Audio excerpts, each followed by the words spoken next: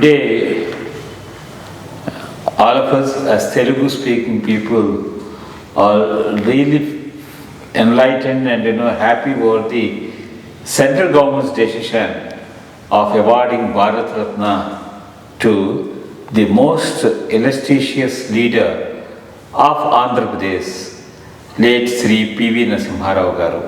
We have not seen a Prime Minister with so much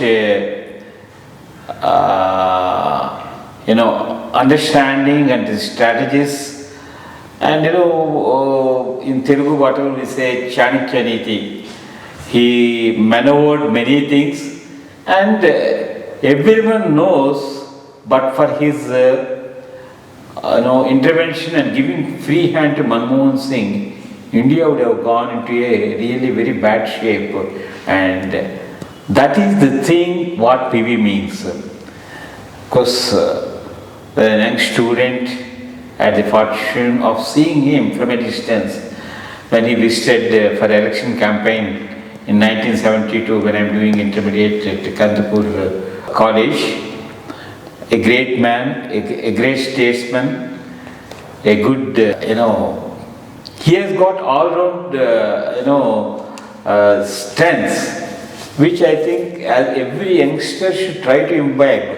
Well, I can't speak more than Telugu, English and Hindi, but he is versatile in 16 languages, and I don't know where he found the time and to learn all these things and master these things, and a great person. In fact, I owe a lot of gratitude because me and you, so both of you, we graduated from his brain child, what we can talk about, the first residential degree college in the states of Andhra Pradesh with the support of M.V. Rajagopal those days, who did his education from United Kingdom, tried to develop it as an autonomous college. Of course, now it has become autonomous, and a really great person, and as a really feel happy after a long time we have seen a Telugu person, getting this Bharat Ratna award. We really immensely feel happy, and because in one way also, I think if I am not wrong in mentioning, P.V. Narasimha Rao did not object Advani to break Bazir as Ramajanmabhoomi temple. Advani did it, he got the Bharat Ratna, and P.V. Narasimha Rao, he did take a different stand and just allowed it to do. So today we are having all of us Ayodhya Rama Mandir. Such is a great person, P.V. Narasimha Rao. So just paying respects to P.V. Narasimha Rao garu, I would like to have your comments about the PV's contribution to Telugu speaking states, and also nationally the role what he has taken as a human resource minister, as a foreign minister, as a prime minister. Just can you just give your reflections on P.V. Narasimha Rao? Yeah, I think we keep on calling Manmohan Singh as an accidental prime minister. Similarly, we can say P.V. Narasimha Rao was an accidental chief minister. Because as a chief minister, he just accidentally became a chief minister.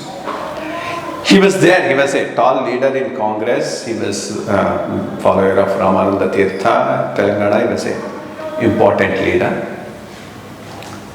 and was associated right from Mr. Nilan Sanjay Reddy's time as a minister in his cabinet. But Chekur Kasaya, who is his disciple from Khammam, whenever he used to meet me when I was collector Khammam, he used to say, Nilan Sanjay Reddy always looked at him as somebody more like a bureaucrat, like drafting a bill, piloting a bill, getting it passed. These are the type of an activity which used to interest to P.V. Narasimha Rao.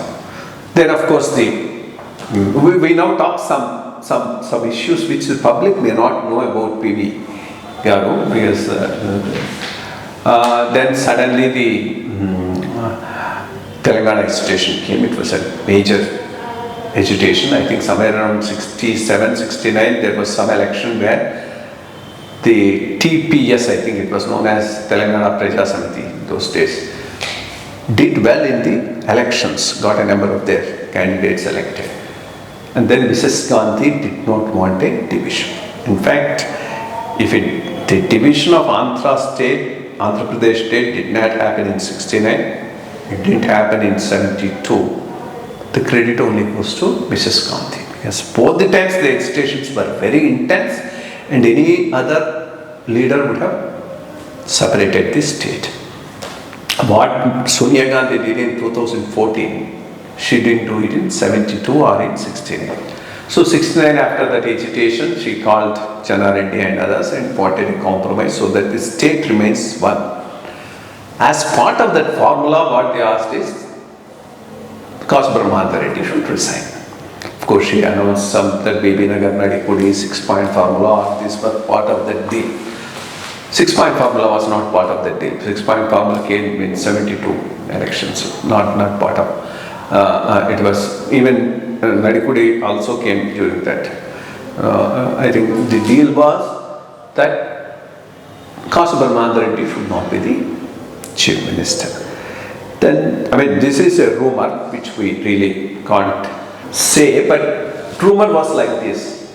Mrs. Gandhi called Kasu Brahmanda Reddy, requested him to resign. He refused. Then which keeps on happening even till today. She showed him a CBI file against him and told him, if you don't resign, this will be made public, then you will be forced to resign. And then he had no other option but to resign. So this is what the general talk in those days was. And then he resigned. While resigning, Kasu Brahmanda Reddy was given the choice of nominating his successor. He looked for the weakest person. He thought, PV, if he is made the chief minister, he doesn't have money power, he doesn't have caste power, he doesn't have any other power, so he would just perform and do as per his dictates. This was his thinking when he proposed P.V. Narasimha Rao as his successor. And some people who are aware of what was going on at that time, like who were young leaders in those days, Gandhi Venkat Reddy and others, what they told me was, in fact, P.V. was willing to do like that only. He had no other agenda. And then he took a list of who should all be the ministers as dictated by Kasu Brahmanda Reddy, took it and went over to Delhi to meet Mrs. Gandhi. But Mrs. Gandhi by then was very strong because after 1971 elections, she swept the elections, more than 300 MP seats she had, and she was in a very, very strong position to dictate. And she carried with her some grouse against the strong state leaders, because strong state leaders like Neelam Sanjeev Reddy, Kasu Brahmanda Reddy from here, Nichalingappa from Karnataka, Kamaraj Nadar, S.K. Patil, Morarji Desai, all these fellows were very, very submissive as long as Nehru was alive. The moment he died, all of them started feeling big and ignored her. Though they put her thinking that she would be a puppet as the Prime Minister, they were trying to dictate. So she wanted to finish off this leadership, like that Vijaya Shukla from Shyamcharan Shukla, I think from Madhya Pradesh, these people she wanted to finish off. So they had an agenda. So when they say PB went to Delhi with a list as given by Brahmanda Reddy, Umashankar Dikshit, who was handling all this on her behalf, just threw that out, put it in basket and told him to list, this is the way the cabinet is going to be. First time in Andhra Pradesh, there was a cabinet where the SC, BC leadership was given tremendous prominence. A man like Anagani Bhagavanta Rao, he was a Gowda leader, he was made the finance minister. So that social engineering in Andhra Pradesh started with P.V. Narasimha Rao. Till then it was a static leadership, it became slightly dynamic. Then the issue of land reforms, he really took it forward. She also supported him, but he believed in that because he was Nehruvian and he believed in the socialistic philosophy. Of course, when he became Prime Minister, he changed his ideology altogether, based upon the circumstances and facts. So he went aggressively on land reform. So that way, if only he stayed on for that 5-year period and carried out his land reforms, Andhra power structure would have been totally different. That in any case, the landed interests who were getting affected by this were only looking for an opportunity to hit back against him. That opportunity came in terms of the Supreme Court judgment on Mulki rules. Mulki rules, when they told they hold good, the authorization started in a big way and financed by these landlords.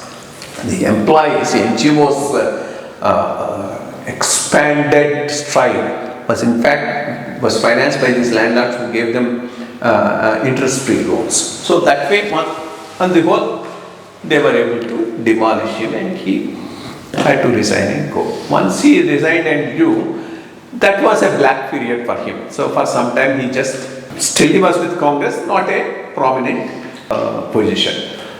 But once emergency was declared and emergency ended, again Mrs. Gandhi became alone. A lot of people left her. At that time he stood with her. Post-emergency, one of the few leaders who strongly stood with Mrs. Gandhi and continued with her was P.V. Narasimha. So when after that Kalgara Gampa, after Moraji Desai left, Charan Singh became PM and then he left. When Mrs. Gandhi came back to power with full majority, she started relying on him substantially. That's when he was made the foreign minister, then the HRD minister. And of course, he's a man who is brilliant and man with ideas. Like you were saying, he was the one who started in Andhra Pradesh all the 3 residential schools, Kodaganhalli, Tadikonda, and the third one, something I forget. And then the Sivadubli Government College, where we were the first batch, residential college, and then the Nagarjuna Sagar Residential Junior College. He replicated the same thing at a national level in terms of Navodaya schools. The whole idea is the rural youth should get opportunities for quality education with scholarship. So that it really changed the rural educational system in terms of bright young boys coming up in life and settling in different fields and distinguishing themselves. So that's another major foreign policy also. He, both there as well as Prime Minister, he really, look east was his policy, giving a fillip to that. And of course, when he became Prime Minister also, another thing, man who was willing to go and start spending his rest of his life as Kurtal and Pitathipati, he's transferred everything, he had to go over there. Suddenly comes catapulted as Prime Minister because Rajiv Gandhi dies. Even then, it was not an easy thing. He had a formidable opponent in Sharad Pawar. Tried to get, finally he was able to defeat him, even then it was a minority government. Within Congress, both Arjun Singh and Sharad Pawar opposing him. Arjun Singh already allied with Sonia. He was part of the dynasty relationship. Sharad Pawar, of course, he got him out very tactfully. There should be another strong leader from Hyderabad Marathwada, I think S.K. Patel or somebody. When there was a change of chief minister in Maharashtra,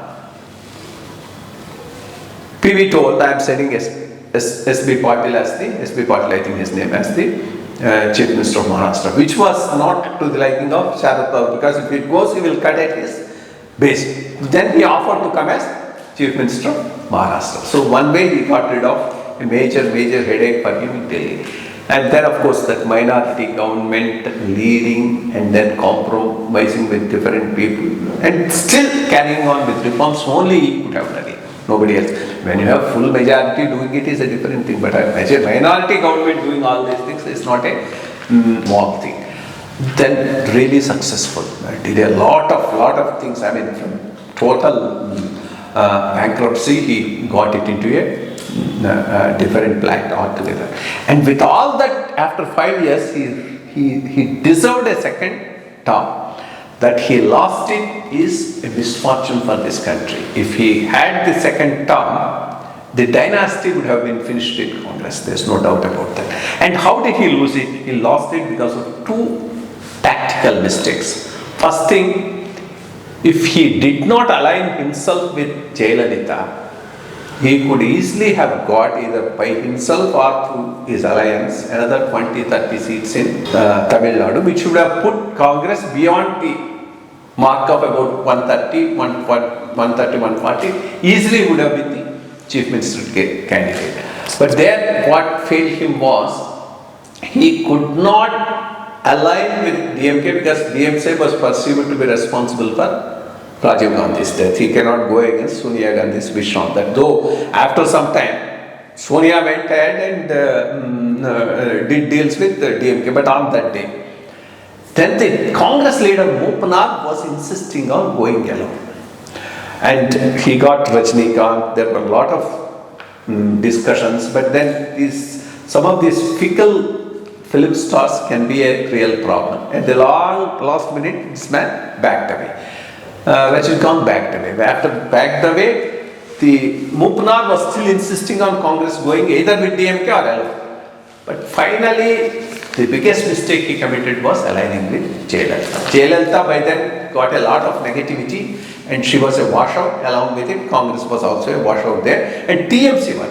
Tamil Munetra, Congress or Munela Congress or whichever one which Mopanar represented. Even with more than 100 seats, he still had a chance. That chance was to some extent missed for him by Chandrababu Naidu. That's where Chandrababu Naidu also erred. In fact, he should have done that. What happened was, when Chandrababu Naidu has his fight with Narasimha Rao, in fact, as Prime Minister, it was P.V. Narasimha Rao who sided with Chandrababu and ensured that his government sustained.